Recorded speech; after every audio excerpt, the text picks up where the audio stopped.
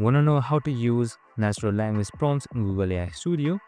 Natural language prompts mean typing your request like you talk to a person.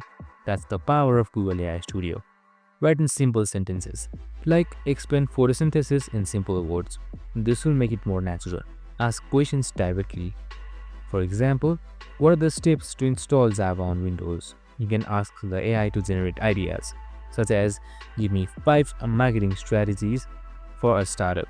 Use natural phrases, no need for coding or special commands. If the AI misunderstands, try rephrasing your prompt or adding more details. And that's it.